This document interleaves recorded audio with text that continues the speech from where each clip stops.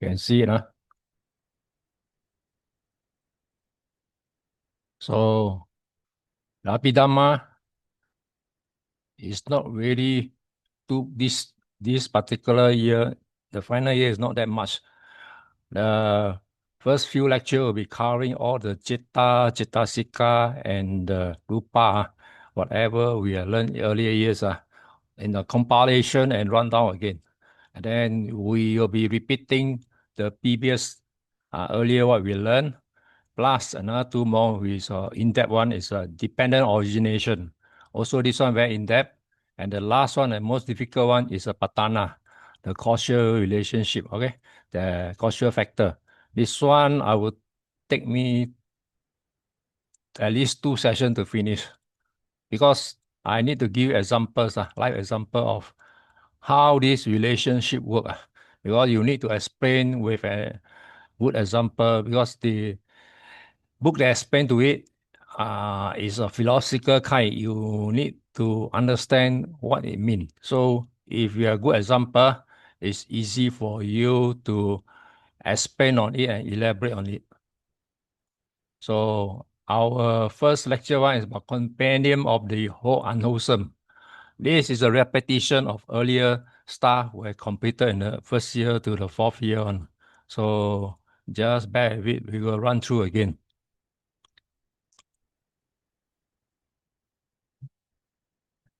So introduction, we need to study the compendium categories of Paramattha Dhamma into 4 groups. Okay, these are things we have learned earlier. It's consisting of 72 categories. Remember, the very first year we studied 89 consciousness are treated as a single category. Remember this? And then second year we studied the 52 mental factors that are treated as ultimate entities since each factor possesses its intrinsic nature, right? This one, all these things you have to recall back because you need all this back again. And then third year we study the 28 material phenomena, 18 concretely produced elements are treated separately as individual categories and see each of them two possesses their own intrinsic nature. So all these three must remember them well.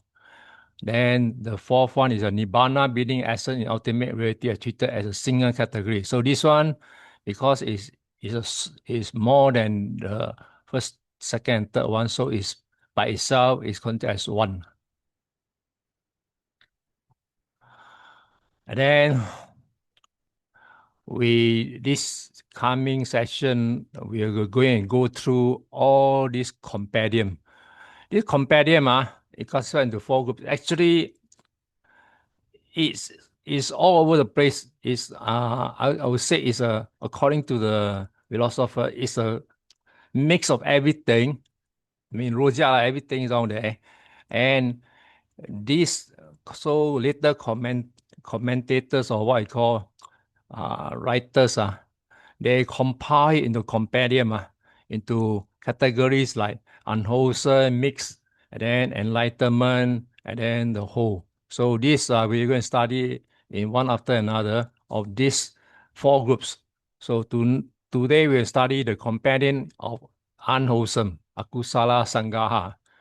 These are, as you all know, unwholesome, all the unwholesome things which we're going to go through again. And then following that, the next one will be a companion of mixed categories, the Misaka Sangaha. Then following that, we will do the companion of enlightenment, the Bodhipakkhaya Sangaha, the requisite of enlightenment. Okay. Then the fourth one will be companion of the whole, the Sabha Sangaha. So these are the companion which we complete these 4 of them. Then we will go to the dependent origination and the patana. So it's not much, okay? So I believe I can complete before March.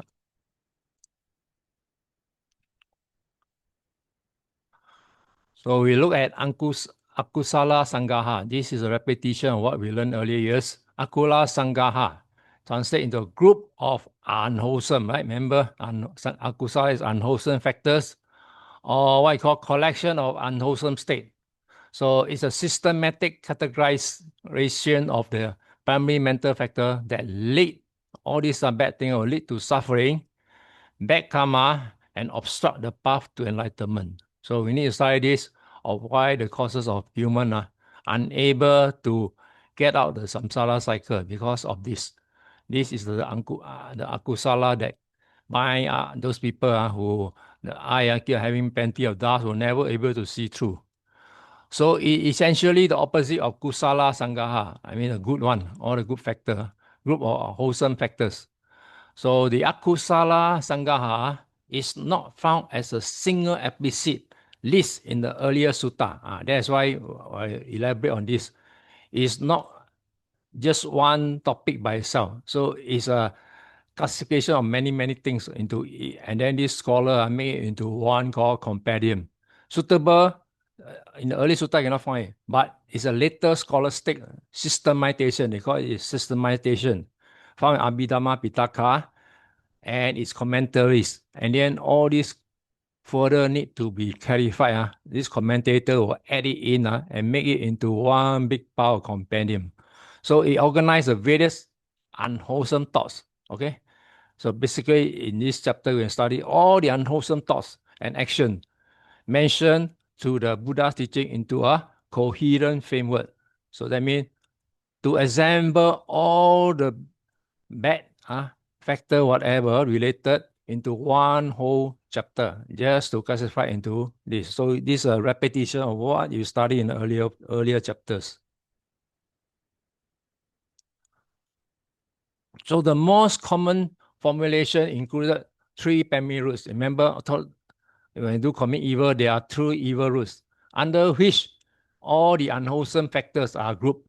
So these 3 roots are considered the fundamental sources of all unskillful action. That means you're doing all these evil thing and bad thing is because unskillful action and thus cause suffering. And the 3 unwholesome roots, as you all know, akusala mula, these are the foundation, or what I call the basis of all bad karma and mental corruption. So all these 3 evil roots that cause the mother of all problems. So as you all know, by now, loba, greed, or what I call craving, attachment. So this loba is one of the evil roots that cause us life after life. If we cannot eradicate it, we will come back and suffer through and through again. So to refresh what is loba, is a desire to possess, to acquire. I mean to own or to own it or to hold on to pleasure experience. Those things that make us happy. These are called pleasurable experiences. People or things it's happened related to passion. You like to meet nice people or hold to attach to things that you love it so much. It's not just a gross greed. It includes this one cover a wide spectrum. It includes stubborn form of liking.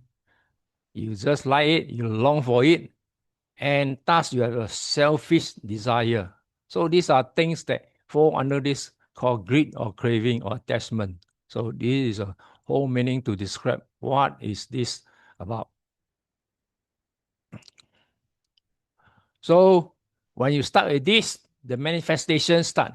You're having lust. Lust means it's another form of what I call in male, the right sensual is lust is the sexual misconduct. Lust is a form of it. Or it can be more than that. This word lust is quite a wide spectrum also. Avarice is another word to greed. And then possessiveness. I mean, you wish to own as much as you can. You have no limit to possession. That means you have no limit to your wants. And then selfish. Then you become one of stingy kind that not willing to share with others. So the antidote is the opposite. Aloba, as you all know, non-greed. Then you will perform generosity, and then your renunciation. I mean, you are able to give and also to not to attach to your wealth. Then the next root, dosa, is a repetition again. Dosa, it talk about hatred aversion, ill will. So the word dosa Pali cover this spectrum of things: hatred, aversion, ill will. So the actual meaning, literally translate, is a desire to avoid, reject, or destroy unpleasant experiences. We don't want to associate with those bad things to our feeling, with those people around, the environment, or all sorts of things. People or things. So it ranges from stubborn irritation to outright rage and cruelty. From simple, let's say, itchiness, you are also affected. And also, if you go to the worst extreme, you fly inside the red, and then you perform evil, cruelty. So with this dosa, the manifestation will give you anger, resentment, hostility, annoyance, and cruelty.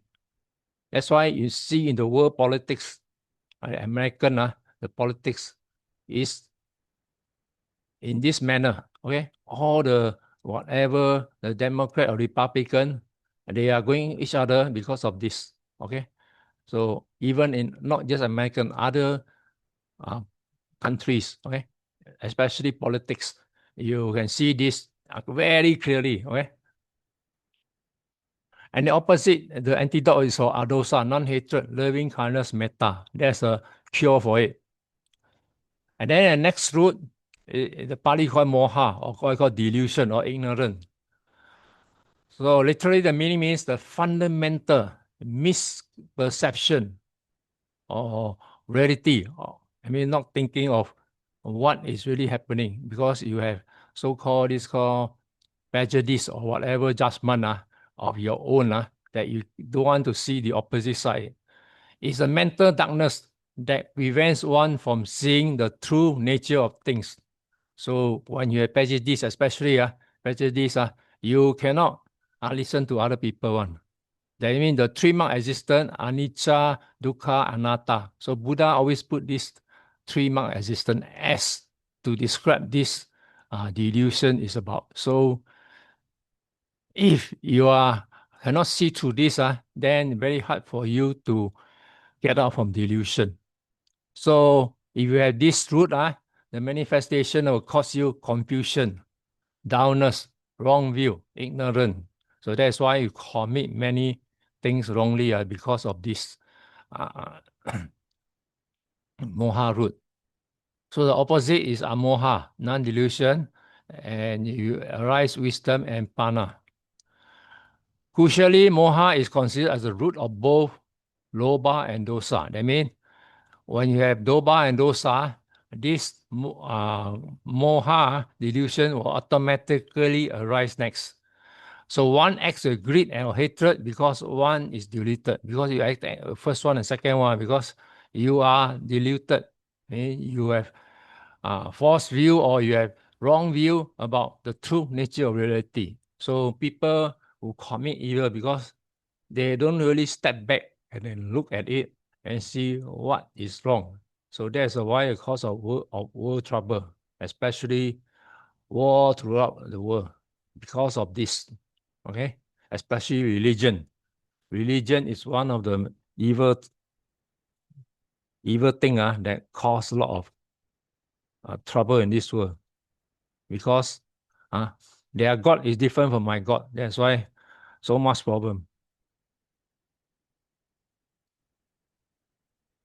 So after studying these three roots, we're going to study back the old stuff again. The 10 unwholesome causes of action. Akusala Karma Pata. So what is about? So it's often grouped under the three roots and then the 10 unwholesome causes of action. The 3 evil roots, then what are the causes of this thing? So this provide a more practical, action-oriented list of what to avoid. They are divided by body, speech, and mind. So basically, when you do the 3 evil roots, is separate into these 3 parts that perform this evil thing: body, speech, and mind.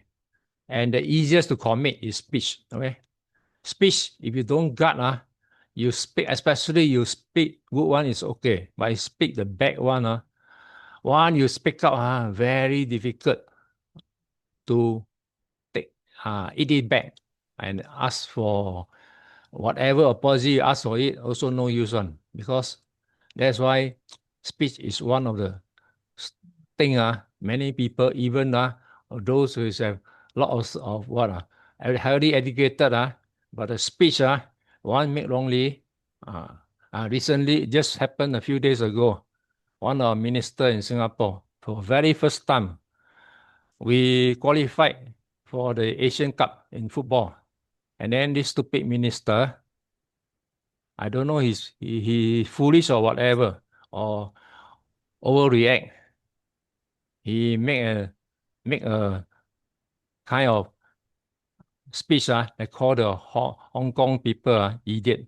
And then he has apologized and make a fool of himself. So as a minister, you have to be mindful of what you speaking. One, you spoken out, very hard to retrieve back. Okay. So that make yourself a fool, especially when you are high position. So we will look into the various commitment of this, the boya, the kaya karma. So body, as we know, all these are coming from the precepts. So that's why we have five laymen. As a layman, our five precepts should be guarded very closely to us, not to commit any one of them. Panatipata, killing or harming living beings. Okay? Adhidana, taking what is not given, or in other words, it's called stealing. Kamesu michara, sexual misconduct. Okay? This one I know explain, but you also know pretty well than me. Then by speed, the vachi karma. Musavada, false speech, lying. Visuna vacha, divisive speech, what I call slander, gossip that create discord. Okay? Like this, the monk that cause Buddha, ask Buddha to I mean they spit the monk, the Devan, I can't remember his name again, the one that speak up the Sangha. Okay. And then Parusa Vacha, harsh speech, verbal abuse. This is also one. When you're angry, you may be mindful what every word that is coming out from your mouth. And then the Sampa Sahapala, Lapa, idle chatter, or what you call furious talk, lacking purpose or benefit. Those people, nothing better to do. They are creating story out of nothing. Okay. Then the next one is by mind, the mano karma. Mano karma, mind. First one is abhicca, covetousness, longing for others' possession. This is a problem with many humans. Okay? We see people better than us or having more things than us. Then you also wish to have as much as him without knowing that you don't have this capability of owning it. So you have this in your mind, you must own as much as to that person have. And then via pada, you will, the wish for others to suffer. Okay? You see people progressing, then you get jealous. Then you wish curse and swear at him. One fine day you fall down. So these are bad things. As a practicing Buddhist, we should wish them well. Any person that is better than us, we should wish them well and hope that we can learn something from him. And then michaditi, wrong view. Example, denying karma, the path to liberation, or the law of cause and effect. These are especially true in Buddhist. Okay. Other religion have this called wrong view against Buddhism because they don't believe any of this what Buddhists preach. So that's a problem. We don't go and argue with them. Let them be whatever they want. Okay. Their karma not our problem. So they don't believe it, let them be. So these are three of the things: speech, action, and mind.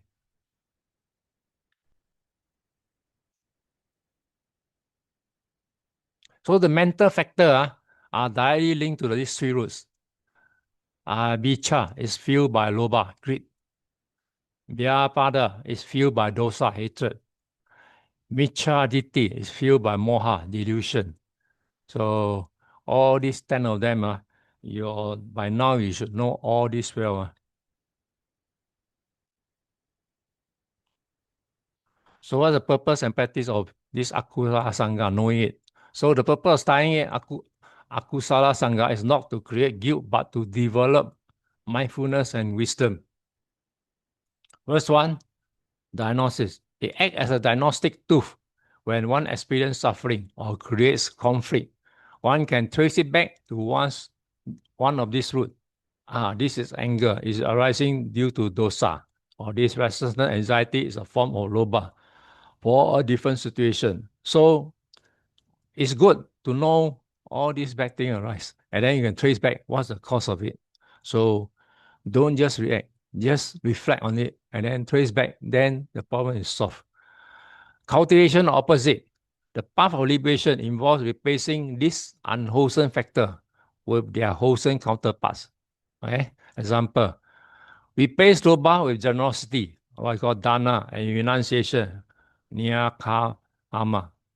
I mean, if you are willing to give, and then you are able to, especially some of those monks from this family, they're able to renounce and become a monk. Even they are born with a golden spoon. We replace dosa with loving kindness, metta, and compassion. Replace moha with wisdom, pana, and right view, samadhi. Okay? And the third one, moral foundation. It will provide a clear ethical framework, sila, for practitioner to follow, ensuring the action of body, speech, and mind do not create negative seeds. Okay? So important is our Buddhists is nothing special. We every day have to cultivate this moral foundation. So when you have moral foundation, it's very hard for you to commit evil. So whenever evil arises, it will be suppressed or it will be override. Okay? So if you really faithfully follow and really practice up to it and live up to the conduct, very hard for you to commit immoral things. So Akusala Sangha is structured as a map of unhealthy mind in Buddhism. If you want to, this one don't have, okay? So by understanding its component, the three roots of greed, hatred, and delusion, and their manifestation in the 10 unwholesome actions, a practitioner can effectively identify and abandon, overcome the causes of their own suffering. Next one, we go into the immoral category. They are split into 9. What are immoral categories? So we're going to break down one by one. I think you all should learn Dharma, you'll come across all these taints, asava, flux, oga, bonds, yoga, bodily knots, gantha, clinking, upadana, hindrances, nivarana, latent disposition, anusava, fetter, samojana, defilement, kilesa. All these you all learned earlier, right? In the earlier years. So all these things will be coming back and go through again. Okay. I find in the past year paper, all these are tested. So you need to know all this well. Okay. The 9 of them, whatever form, especially this clinking. Okay. And oga, all these things. They tend to come out quite often. Ask you to write one whole essay on it. So we go one by one. Things, asava. The word asava comes from the root su, which means to float, and the prefix denotes towards. Therefore, the most literal meaning is in float or outflow or influx. So this is called things or asava. So this etymology is key to its contextual meaning. it paints a picture of something that flows into the mind or that leaks out from within the contaminating and intoxicating it. So the imagery is often fermentation or seepage. So like fermented, I give you an example, like fermented juice or alcohol that sip from the fruits, it intoxicate, right? And then like pus, that oozes from an unhealed wound, it signifies a deep-seated corruption, right? I mean, a bad wound, I mean, there are poison inside your body. Like water sipping into a boat, it slowly fills and sinks. That's the mind, okay? Conceptually, asava are the most fundamental and stubborn defilements of the mind. These are all mind make. They are not just surface level thoughts or emotion, but the underlying tendencies that fuel the cycle of suffering. They are the deepest root of ignorance and craving. So things are caused by these roots of ignorance and craving. So the Buddha often described the goal of his path as a destruction of asava. And you can see many of the sutta, Buddha always mentioned about this asava. So one of these quotes is here. Bhikkhus, whether a bhikkhu has attained the arhat state, the liberate state of mind, is known by that he has destroyed the asava. So that means when you attain arhat state, you basically has destroyed all the asavas. Right? So in English, we try to put it as close as possible. Stains suggest that something that stain or corrupts or purity. So cankers, these are words that associate it. Like likening them to a ulcerous rotting sore will once been. And also another word is influx, outflux, the more literal translation. Or another one is biases, highlighting how they are distorted perception. Or what you call intoxicant, emphasizing their diluting nature. So when these things are, let's say in short question or essay, you need to describe as much as you can how this word is about. Then you need to understand the four asavas. Kama sava, the 10 of sensual desire. These are this obsessive craving for pleasure to five senses. Normally, we talk about the five senses. The delightful of sights, sound, smell, taste, and also the tactile sensation.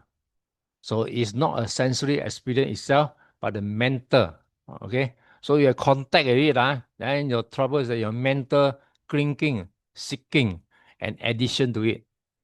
That's why this thing, like vape, the kind of e-cigarette, when people try to say bad about this cigarette smoking, so this beings other these business people invent all this vape, and then this flavor is not that nice. So now they even put intoxicant into it. Okay, like those hospital kind of thing. It will make you your mind go groggy.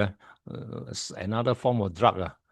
So it keeps beings bound to the sense realms, kama loka. So basically, you need to explain the 10 of sensual desire.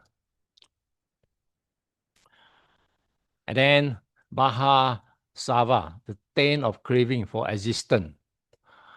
This is a deep-seated desire to be, to exist, to become, to perpetuate one's ego is a driving force that will to live. Okay? So this is another sort of things. It also includes the conceit, I am. Okay? And this 10 binds being to the realm of form, formless, rupaloka or arupaloka, including hygienic state mistaken for liberation. This I remember come across one of the sutta and one of the book that talk about this. So even a high practitioner, those that have a certain level, they come to a level that they still love clinking. Clinking to what? Clinking to born in those higher realm, like form or formless. They like to be born down there. So this is not your true path. So if you practicing keep on stuck to down there, your meditation will never able to penetrate through. So you love to go that particular level and enjoy the pleasure of being there. So this is one of the problem. Even when you get progress on the path of meditation, you also have to watch out for all these things that come and bound and haunt you. Okay, especially you are practicing the jhana state. It's very tempting, especially all those. Yeah, be careful. You have to break through all the jhanas.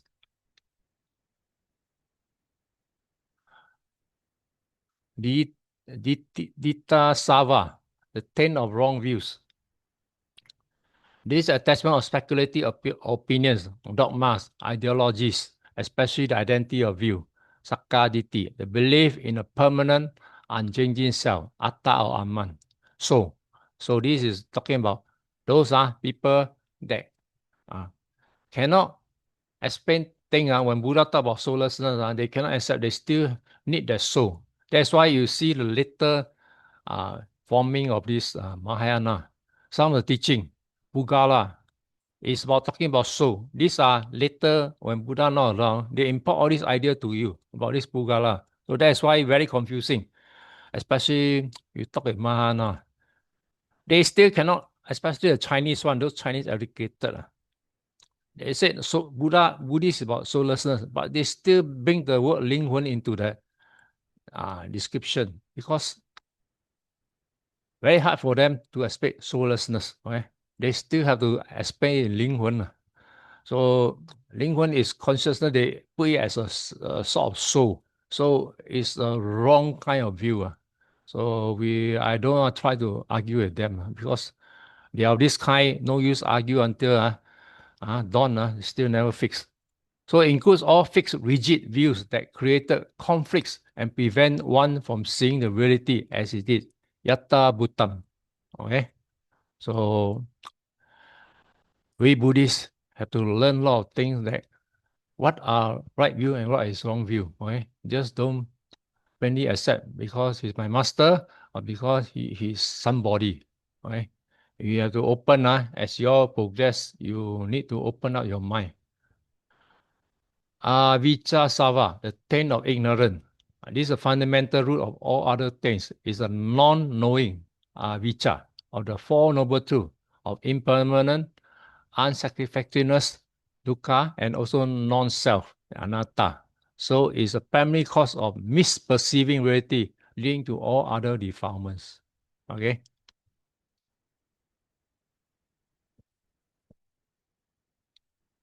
So the destruction of asava is a synonymous with the attainment of arahantship. The entire Noble Eightfold Path is designed for this purpose. Sila, as you know, controls the cross manifestation of asava through bodily and verbal action. So moral conduct is very important. Samadhi, concentration. Through jhana, it suppresses the asavas, creating mind that is temporarily purified, calm, and powerful enough for insight. So jhana is temporarily purified. So don't treat it as permanent. You need to go to the vipassana state. Pana, wisdom, is a key to utterly destroy the asavas. Specifically, is a direct insight, vipassana, into the true nature of phenomena that eradicate ignorance and the other things at their root. So when you just go across to the so-called vipassana, you have this kind of pana, wisdom. So the standard formula for final knowledge of Arahant is destroy is birth. The holy life had been lived, and what had to be done has been done, and there's no more coming to any state of existence. This is followed by, and he understood and destroyed all the asavas. This was one of the statements recorded in the sutta and spoken by the Buddha.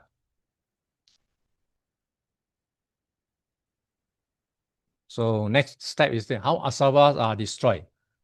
The text describes a specific process of eradication to direct insight. So you must go to the kind of level that you're able to see through. Kamasava is destroyed by clearly seeing the drawbacks, example, impermanent, and ultimately unsatisfied nature of sensual pleasure. So all sensual pleasure is a temporary state, and it will not last you permanently. Bhavasava is destroyed by contemplating the dreadful nature of all conditioned things, samsara, and by eradicating the concept of I. So everything, one come to the end of it, I say life, how good, how bad you are, everyone has to be decayed. Okay? So this thing, we live because of conditioned state. When it comes to the end, we have to go. Dita Sava is destroyed by penetrating the truth of anatta, non-self, and seeing that all phenomena as mere impersonal process, dharmas, arising and passing due to conditions. So the other one is seeing things are impermanent. Okay? Avijja Sava is destroyed by radiant, direct knowledge and vision of things that they are. Yatta Bhutta Nanda Desana, which is a combination of the entire path. Okay? So these are how asava are destroyed. So it's helpful to distinguish asava from other related terms for defilement. Anusaya, the underlying tendency or latent disposition. These are dominant habitual tendency of the mind. Example, tendency to lust, tendency to aversion, that dormant like sleeping animals. So asava are their active, influencing, intoxicating manifestation. So this is a thing that is lying in us. So if the moment arises, it will just come out by itself. Samojana, the lab fetters, these are the 10 specific chains that bind beings to the cycle of rebirth. They are more enumerate and their destruction is mapped into the specific stages of enlightenment, the Sotapanna, Sakami, etc. So destruction asava is a final breaking of the all factors. So analogy, if the mind is a container, the anusava are the sentiments at the bottom. So when agitated, they become active asava. This is how he tries to describe with example. They cloud the water. So samojana, the chain locking the lid on the container. So this is describing example of this, how this anusava and samojana works. So one of them gone. So we come to the next one. Floods, oga. So what the oga mean? It means flood or torrent or flowing stream. The etymology is central to its conceptual meaning. It involves powerful imagery of a raging river water during a monsoon, sweeping everything away in its path. A dangerous flood that is difficult to cross, overwhelming and drowning those caught in it. So it's a powerful current that carries beings helplessly along. So Buddha used this metaphor to describe overwhelming, destructive, and hard to escape nature of the deepest defilement. So in Dhammapada, you can find many of these saying in there, floods.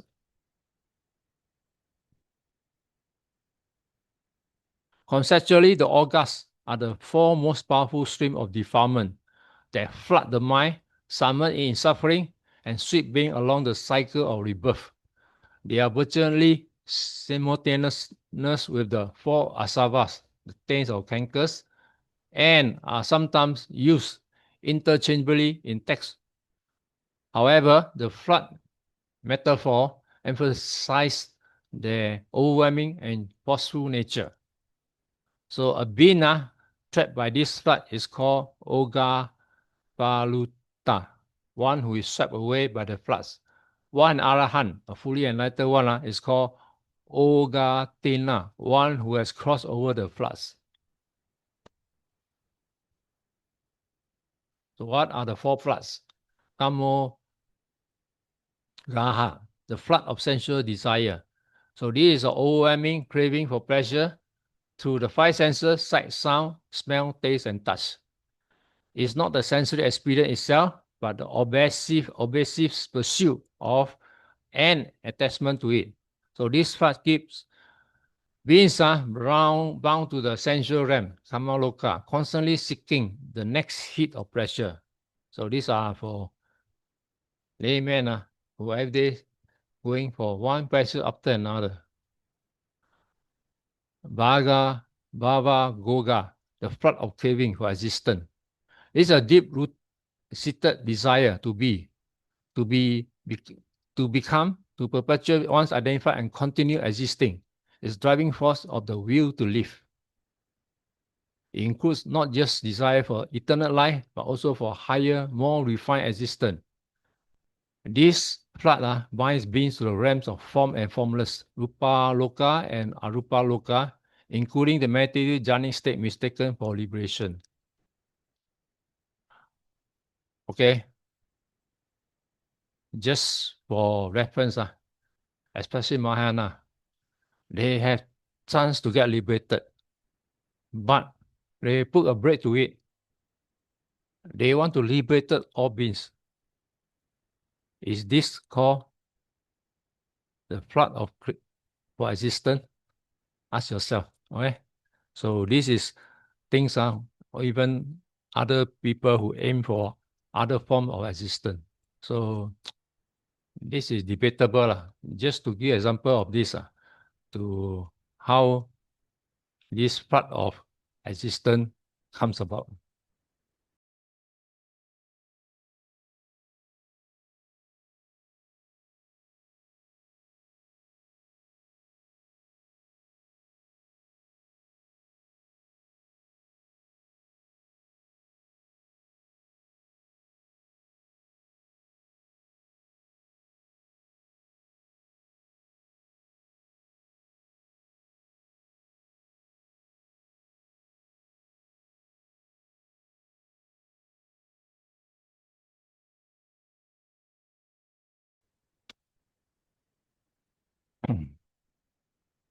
The simile of the flood. The Buddha use of flood metaphor incredibly apt, just as a person caught in a physical flood is swept away helplessly by the current, is in constant danger of drowning, cannot see the far shore, and needs a rough dam just to make an effort to cross over. So this is what Buddha described, how a layman able to see through and then to cross to the other side, that is to attain Nibbana. So two is a wording, Putujana, swept away by floods of defilement, drowning in the ocean of birth, aging, and death. Jati Jara Marana, unable to see the safety of liberation. Okay, this is telling normal humans who are with this kind of flood in their mind that they're not able to swim across. To distinguish Oga from the other similar terms for defilement, Asava focus on the idea of inflow outflow of fermentation. It suggests that something that slips into the mind and intoxicates from within, like a seepage or pus. The emphasis is corrupting and staining nature. Oga focus on the idea of being swept away and overwhelmed by external powerful force. The emphasis is on power and force and the danger of drowning. Samojana focus on the idea of being bound or chained into the cycle of rebirth. The emphasis on the restraint and bondage. The 10 factors are more granular, with each other being abandoned at the specific stages of enlightenment. So give an analogy example. If the mind is a traveler, the samojana are the chains that tying them in the bank or river of samsara. The sava is the poisonous water of river that intoxicates and infects them if they drink or fall in it. The oga is the powerful current of the river that sweeps them away if they are not careful. So these are simile where Buddha described how this samoyana, asava, and oga works. So this is a quote from the Dhammapada. So cut the forest of desire, not just a tree, but from the forest of the desire, danger arise. Having cut down both the forest and its undergrowth will be deforested or be cool. That means you cut until the root gone. For as long as even the slightest flood of desire is not cut off, I mean the root is not cut off, a person is swept along again and again. It's like a river swept downstream. I mean, you uproot a tree, you know, uproot everything, including the roots.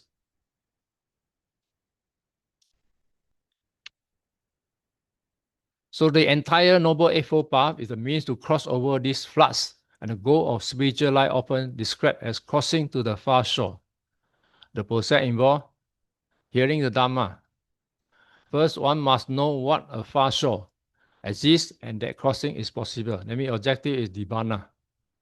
And building the raft, that means the path, one develops the morality to stay afloat, concentration, samadhi, to stir to the current, and wisdom to see to the direction of the shore. I mean, using that particular boat to cross over to the other shore. Making the effort, practice. Using the raft requires the diligent effort. One must practice restraint, cultivate wholesome state, and to develop insight to overcome the power of the currents. And reaching the far shore. Upon reaching the far shore, the raft is to let go, and the floods have been completely crossed, and Arhats stand on the solid dry ground of unconditioned liberation and beyond the reach of any flood. He's talking how you cross the river as a represent example. So can I stop for 5 to 10 minutes? Then we resume again. Okay, we'll stop for 10 minutes. We come back in, okay, at 2 o'clock.